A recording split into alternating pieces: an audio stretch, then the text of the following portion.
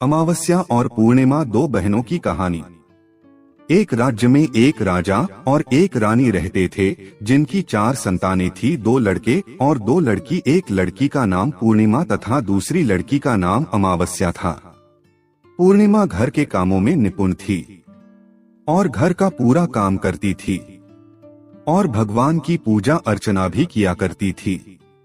इसके अतिरिक्त वह गौ माता की सेवा भी किया करती थी। और उसकी दूसरी बहन अमावस्या ना ही घर का कोई काम करती थी, ना ही भगवान की पूजा अर्चना करती थी और ना ही गौ माता की सेवा करती थी। पूर्णिमा सर्वगुण संपन्न थी। फिर भी राजा और रानी अपने दोनों बेटों तथा पुत्री अमावस्या को ही प्यार किया करते थे और वह पूर्णिमा से प्यार नहीं करते थे, उसके साथ भेदभाव करते थे। राजा के 4 पुत्र और पुत्री धीरे धीरे बड़े हो रहे थे। जब वे बड़े हो गए, राजा ने अपने दोनों पुत्रों का विवाह योग्य कन्याओं के साथ करा दिया। इसके बाद रानी ने राजा से कहा कि अब दोनों पुत्री विवाह के योग्य हो गई है और इन दोनों का विवाह भी करा दो, लेकिन पुत्री अमावस्या का विवाह किसी बड़े खानदान में कराना और पूर्णिमा का विवाह किसी गरीब परिवार में कराना, क्योंकि पूर्णिमा को केवल भगवान की पूजा पाठ करना ही पसंद है और गाय की सेवा करना पसंद है। अब रानी ने राजा को दोनों पुत्रियों का रिश्ता तय करने के लिए भेज दिया। राजा ने अपने पड़ोसी राज्य में जाकर वहां के राजा के पुत्र से अमावस्या का रिश्ता तय कर दिया और वही पास के गांव में जाकर एक गरीब परिवार के लड़के से पुत्री पूर्णिमा का रिश्ता भी तय कर दिया। यह सारी बात जाकर राजा ने अपनी रानी से बताया तो रानी यह सोचने लगी कि अब देखते हैं कि भगवान इसकी मदद कैसे करते हैं। यह बहुत ही पूजा पाठ करती है और भगवान में मगन रहती है। पूर्णिमा का भाई और उसकी भाभी पूर्णिमा से बहुत प्यार करते हैं, क्योंकि पूर्णिमा उनके घर के कामों में उनका साथ देती है और कामों में उनका हाथ बताती है। और यही उनकी दूसरी बहन अमावस्या उन पर अपना रोक जमाती है और घर का कोई कार्य नहीं करती। कुछ समय बीत जाने के बाद दोनों पुत्रियों का विवाह हो जाता है। राजा और रानी की विवाह के बाद अपनी दोनों पुत्रियों को विदाई देते हैं। विदाई देते समय राजा और रानी पुत्री अमावस्या को बहुत सारा धन और दौलत देकर विदा करते हैं और पूर्णिमा को भी कुछ भी नहीं देते, खाली हाथ अपने घर से विदा करते हैं। इसके बाद दोनों बहनें अपने अपने ससुराल को चली जाती हैं। कुछ दिन बीत जाते हैं और एक दिन अमावस्या अपने घर पर शिव जी की कथा रखती है, जिसमें वह सभी गांव वाले को निमंत्रण देती है और अपनी बहन पूर्णिमा को नहीं बुलाती। जब गांव की सभी औरतें अमावस्या के यहाँ जाती है तो यहाँ सब दृश्य पूर्णिमा अपने घर के दरवाजे के बाहर बैठकर देख रही होती है। तब वहाँ से गुजर रही औरतें पूर्णिमा से कहते हैं कि तुम्हारी बहन के यहाँ शिव जी की कथा रखी है, क्या तुम नहीं चलोगी? पूर्णिमा ने कहा, मुझे निमंत्रण नहीं आया है, मैं नहीं जा सकती। सभी गांव की औरतों ने पूर्णिमा से कहा, बुलाया नहीं तो क्या हुआ, भगवान शिव की कथा है, तुम हमारे साथ चलो।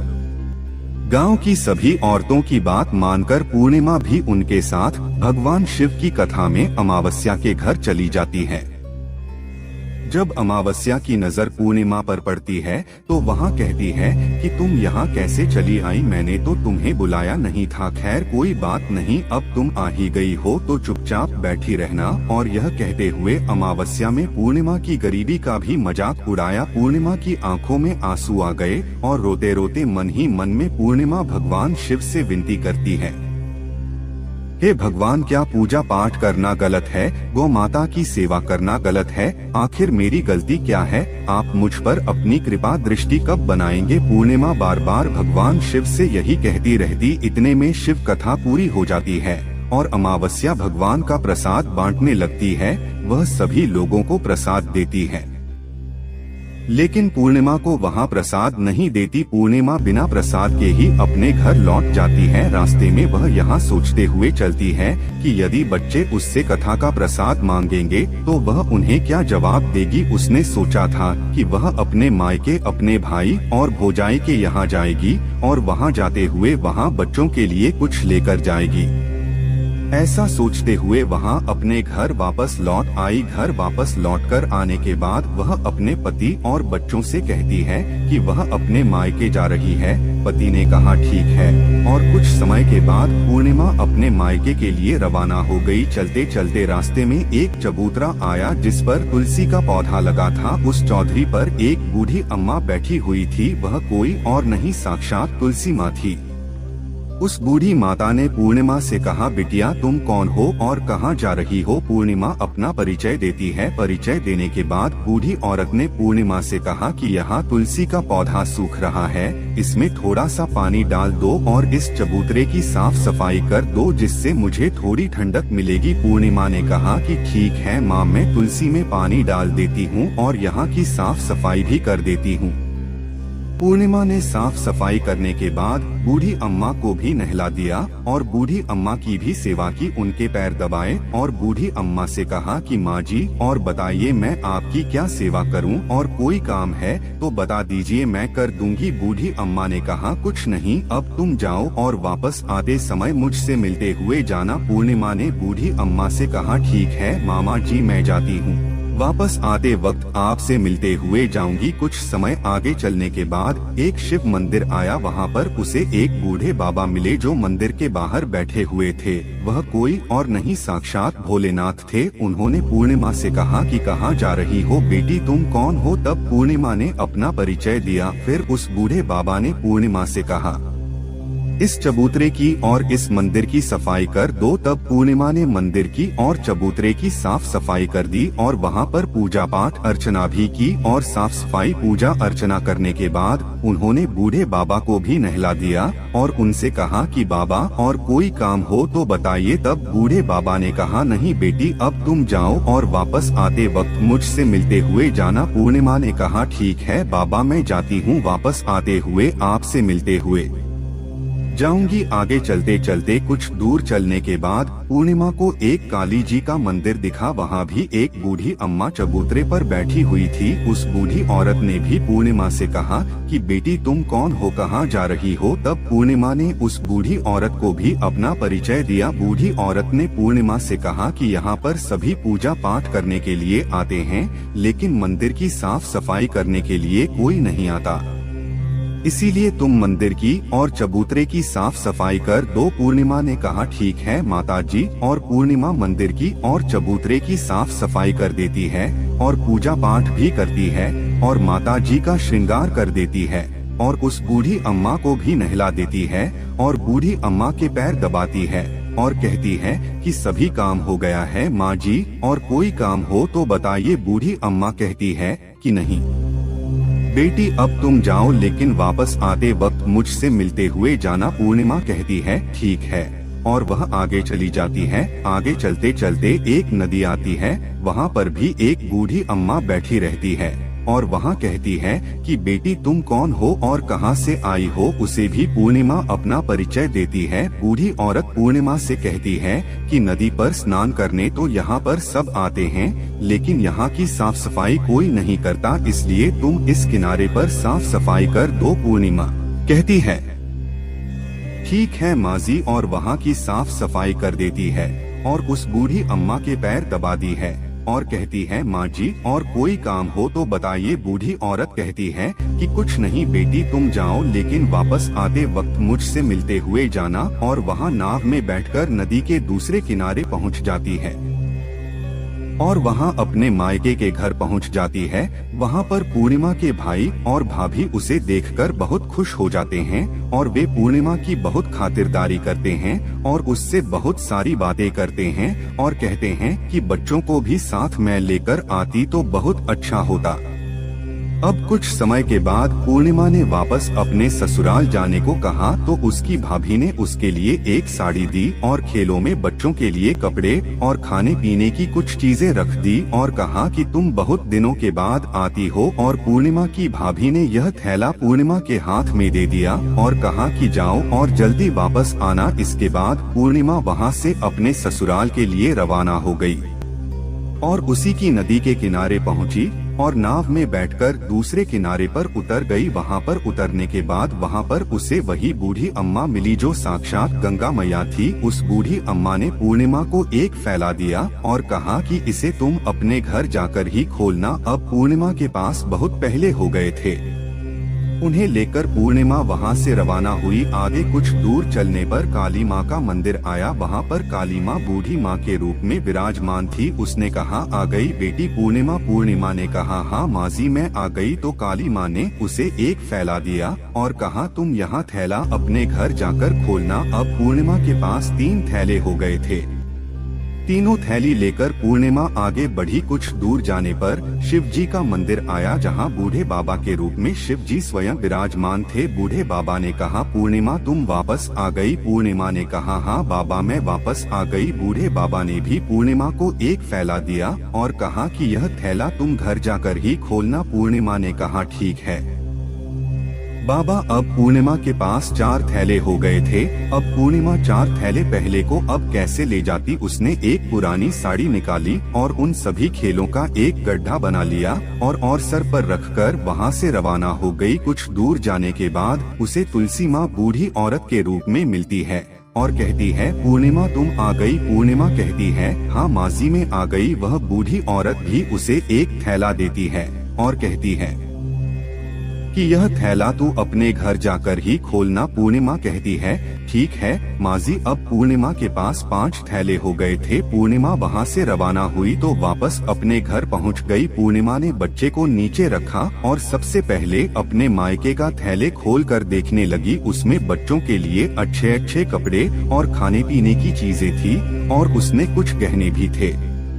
पूर्णिमा ने कपड़े अपने बच्चों को दे दिए और खाने पीने की चीजें भी बच्चों को दे दी। बच्चे यह सब पाकर बहुत खुश थे। आप पूर्णिमा ने दूसरा फैला खोला जो उसे गंगा मैया ने दिया था। उसमें ढेर सारे हीरे जवाहरात सोना चांदी आदि था। इसके बाद अब पूर्णिमा ने तीसरा थैला खोला जो उसे काली माँ ने दिया था। उसमें बहुत सारा सोना श्रृंगार का सामान भरा हुआ था। इसके बाद पूर्णिमा ने चौथा थैला खोला जो उसे भगवान शिव ने दिया हुआ था। उसमें बहुत सारा धन संपत्ति भरा हुआ था और बहुत सारी खुशियां भरी हुई थी। इसके बाद अब पूर्णिमा ने 5वां थैला खोला जो उसे तुलसी माँ ने दिया था। उसमें चावल दाल और 7 प्रकार की खाने की चीजों से भरा हुआ था। अब पूर्णिमा के घर में किसी भी चीज की कमी नहीं थी। उसका घर धनधान्य से भरा हुआ था और परिपूर्ण था। अब पूर्णिमा और उसका परिवार सुख में जीवन व्यतीत करने लगा। अब पूर्णिमा के मन में विचार आया कि क्यों ना शिव जी की कथा कराई जाए और शिव जी की कथा में एक कार्यक्रम रखा। पूर्णिमा ने गांव के सभी लोगों को निमंत्रण दिया और घर घर जाकर सभी लोगों को बुलाया। पूर्णिमा अपनी बहन अमावस्या के घर भी गई और अमावस्या को भी शिव जी की कथा के लिए उसने अपने घर पर बुलाया।